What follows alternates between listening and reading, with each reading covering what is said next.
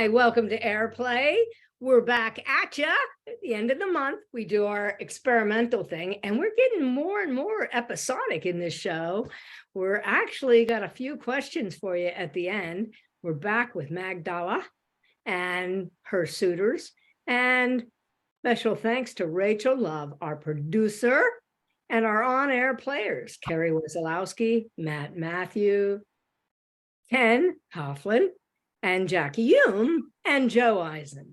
So thank you all for watching and listening, and Mandala. Act 2, Scene 1.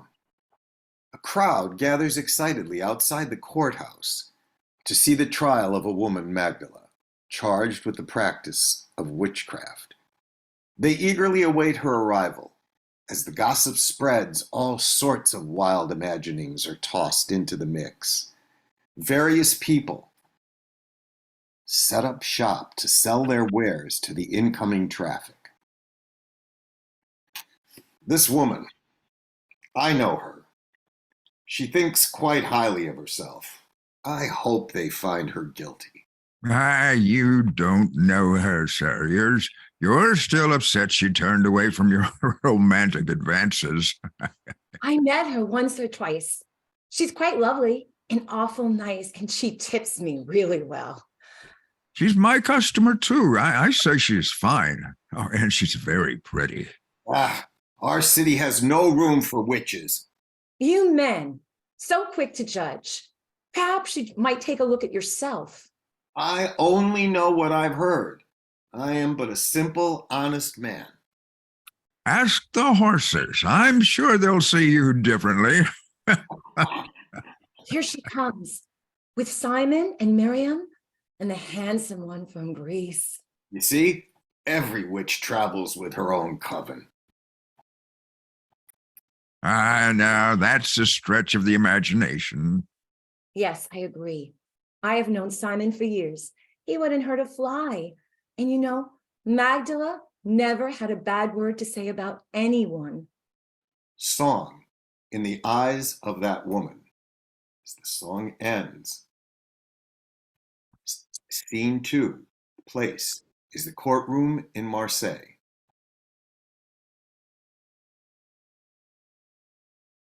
We are here today to determine the guilt or innocence of the woman called Magdala Magdalene in the case of Dimitri Zakis versus Hera, servant girl to Magdala. She is charged with giving aid and comfort to one accused of witchcraft and extortion and preventing the injured party, one Dimitri Zakis, from carrying out a just and fair punishment. In doing so, this woman, Magdala Magdalene, as well as the servant girl, are hereby accused of the unlawful practice of witchcraft. Who speaks for the plaintiff? It is I, Theo of Rhodes, your most respected honor. And is it my understanding that the servant girl has fled the city? As far as we can tell, your most dignified magistrate, it is our contention that the defendant has somehow managed to help her flee the country. I see. And who here speaks for the accused? I, Magdala Magdalene, shall speak on my own behalf. I need no one to speak for me against such a travesty. So, you regard this court as a travesty? That, Your Honor, is yet to be decided. However, what is a travesty is a charge that I am a witch because I intervened when a mob attempted to stone my servant girl to death. If I may, Your Honor, Mr. Zakis and his cohorts determined that the servant girl in question had seduced and beguiled Mr. Zakis, casting a spell upon him and thereby forcing him into an assignation. This resulted in the servant girl becoming pregnant and subsequently attempting to extort large sums of money from my client. It is, as you know, the custom that any man who has been intentionally seduced and then held for ransom has every right to seek justice for such grievance. This woman, Magdala, stood in the way of my client's satisfaction. Your Honor, if I may, Hera, my servant, was an innocent and entrusted to my care. She was not, I can assure you, versed in the ways of the world, and expressly told me that this man who sits here forced himself upon her and then promised her all the benefits of marriage, while all the while being wed to another. Hearsay, your distinguished magistrate, simply hearsay. Furthermore, if the servant girl was entrusted in this woman's care and is accused of witchcraft, then this Magdala, by association and meddling, must also be a witch. We know very little of this woman's past, Your Honor. Safe to say that she showed up on these shores some 7 years ago with a substantial purse of her own, and has since purchased a home which is sealed but few who are part of her black magic. Lately, she has been seen at the apothecary, purchasing herbs and other poisons and potions. I purpose, your esteemed magistrate, that this woman is practiced in the black arts! The healing arts, my dear sir. Your Honor, I am known as a healer, and I have furthered my reputation here with many esteemed citizens. Grace is the power by which healing occurs. I believe that God guides my hands to make the right choices for each person that comes to me, seeking aid from my knowledge of the Vedic tradition. We are familiar with your good works, Magdala. They have not escaped the eye of this court and will be taken into account. However, the charge of witchcraft is a serious one and not to be taken lightly. How can you accuse me of witchcraft and at the same time honor the accounts of all my good works? It makes no sense, Your Honor. Song, If I'm Possessed, sung by Magdala. As it ends, there is an outbreak of volatile discussion in the courtroom. Those in favor of Magdala and those opposed. Emir quiets the rabble as he rises and asks to be recognized. Magistrate, if you please, may I address the court? Yes, please step forward. State your name and a reason why this court should recognize you. All eyes on Emir as he steps forward. Your Honor, I am Emir of Damascus, and I am a representative of the Roman government. Yes, I know who you are. Your reputation precedes you. By all means, Emir of Damascus, you may address the court. Magistrate, you have heard from the plaintiff and the defendant. Both pose strong and convincing arguments, yet one thing, and only one thing, matters here. And what might that be? Roman law.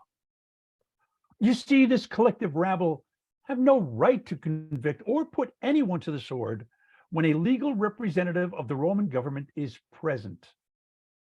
As it happened, I was dining at Magdala Magdalene's home the evening these men attempted to stone the young woman Hera. Had I not been there, they would have carried out an execution without the consent of the Roman government. And should word of this reach Rome, these men would now be the ones with their heads on the chopping block. So, what is it you are suggesting? Quite simply, dismiss this case, and I will forego informing the proper authorities regarding this and the attempt to circumvent Roman law. To do otherwise, I will I assure you, bring the full weight of Roman justice upon all involved. Objection, Your Honor! Rome, in its wisdom, has given us the right to govern ourselves and to exact justice as we see fit, as long as we pay tribute.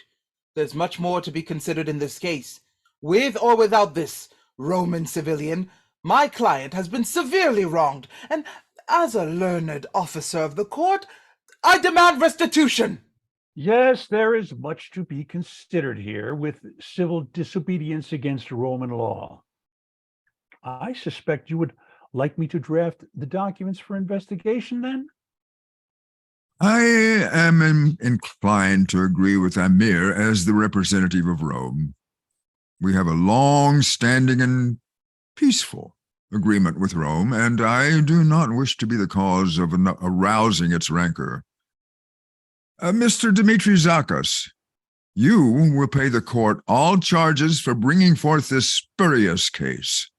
Magdala Magdalene, you are free to go, with the understanding that your freedom rests solely upon a technicality.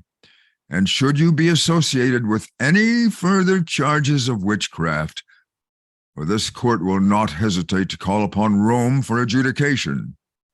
Case dismissed. Magdala turns to Amir as Miriam, Stratos, and Simon gather to congratulate and thank Amir. Pardon me, and I mean no disrespect, but you seem to carry a great deal of weight for a simple census taker. Have you had prior dealings with the magistrate? No. But Rome, its legions and citizenry, are respected and feared throughout the world. I assumed the magistrate had prior knowledge of my work here in Marseille. Oh, Amir, I am in your debt. I do not think those men were prepared to listen to reason. Ah, fools! Nothing but fools! How could they think my dear angel could ever do anything but good? Well, it's all over now. So, you've nothing to worry about. Perhaps now we can all get back to business. There was no compassion in their eyes, no attempt at even understanding. Were it not for Amir, I fear what would have become of my dear sister. Amir, we are all very indebted to you, and wholeheartedly thank you for your intervention. I accept your thanks and will think hard on a way in which Magdala can repay me.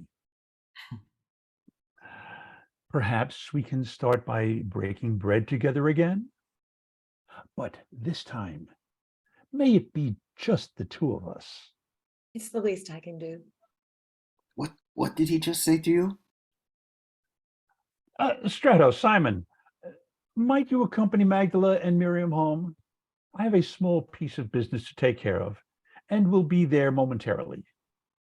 But of course, you never know if any of these men might be lurking, hoping for revenge after the verdict.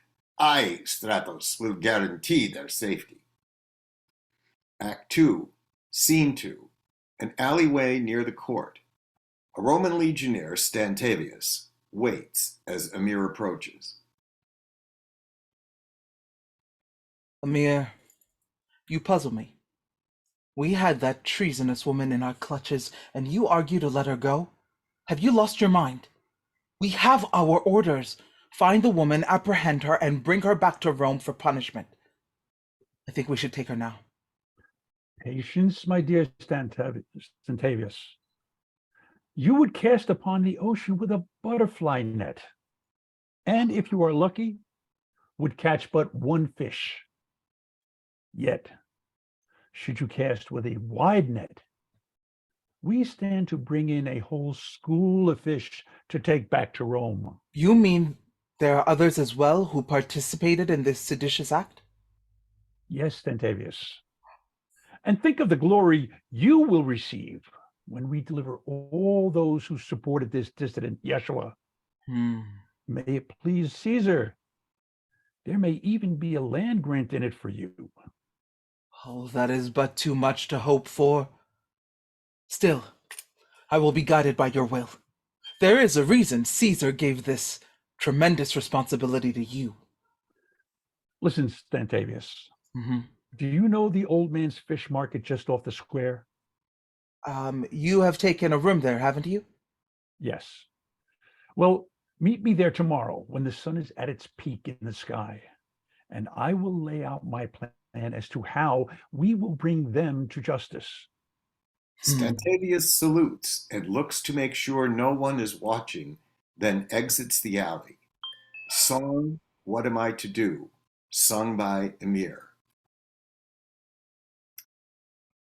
Act 2, Scene 3, time the next day, place on the square in town. Hello, Stratus. How fare you? I? Never better. Glad to hear. I thought you had left for your home. I had intended, but certain business kept me on for a while longer. Yes, well, business can sometimes cause us to change plans in a heartbeat, eh? Indeed, but this business is more of a personal nature, and in fact, my friend, involves you. Me? How might that be? Perhaps you can help me. You see, I am a bit confused. Well, I can't say that surprises me. Perhaps from that fool you took outside of Magdala's. I hardly think so. No, no. What confuses me is why two people who were both at Caesar's summer home last year in Capri should now find themselves here in Marseille, and if I may say, involved in a rather serious conversation. I wish I could help you, but I have no idea what you are speaking of. I think you do, Emir. Why do you deny being at Caesar's home last summer? We both know it was you. I heard you plotting with that legionnaire. He was at Caesar's as well. Be careful, Stratos. The tide is at the moment in your favor. You would do well to set your sail before it turns. The tides, like calm seas, can turn quickly. So tell me, if you will, why would the Roman legionnaire salute a mere census taker, eh? You take Stratos for a fool? I was behind Simon's door yesterday and clearly heard you mention the name of Magdala, and saw with my own two eyes a Roman legionnaire salute you. What kind of game are you playing, Emir? I assure you it is no game. You would do well to keep your mind on your own business. Anything that involves my angel Magdala is of great concern to me. Tell me, Emir, why would the Roman legionnaire be interested in that sweet woman? And what is your role in all of this? You must know Stratos will find these answers. I have eyes and ears all across the Mediterranean. Listen, Stratos. The name of Magdala is of great interest to the Roman government. She is a refugee and was, at one time, involved with treasonous behavior against the state. Magdala? My Magdala? This cannot be so. She is an angel sent from heaven. She saved my life, and I swear I will kill anyone who tries to hurt my Magdala. Be quiet, Stratos. No one is going to harm her, and she is not your Magdala. I too care deeply for her, and will do whatever I must to protect her. Why do you think I came to her defense in court? I am still confused, Emir. How are you involved in this? Clearly, you're not just a census taker, am I correct? That is correct, my friend. I work gathering intelligence for Rome and was charged with finding Magdala so that justice could be served. Justice? Justice for what? Listen, Stratos, there is much you do not know.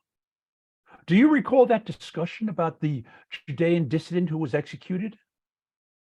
Yes, and Magdala, yeah, she had much sympathy for what they did to him. But so what? Yes, well, she was deeply involved with him and his work. And it is said that without her, he would never have attained such popularity. After his crucifixion, Magdala, Miriam, and another wealthy disciple fled Judea, knowing their lives were in danger. I had no idea. Yes, well, you must not breathe a word of this to anyone. If we are to protect her, then we must keep silent. Yes, of course. Just say the word. Stratos will do anything to keep her safe. Lights fade. And there you have it. Another episode of Magdala comes to a close. Which of these devoted suitors do you think will win the hand of our beloved lady? Will it be Simon? Certainly a good catch. Or the famous, world-renowned, beloved Stratos? Or Amir? A bit sly, but definitely a handsomely good guy. See you next month on Airplay. Thanks for watching. Bye. Bye, everyone. Bye.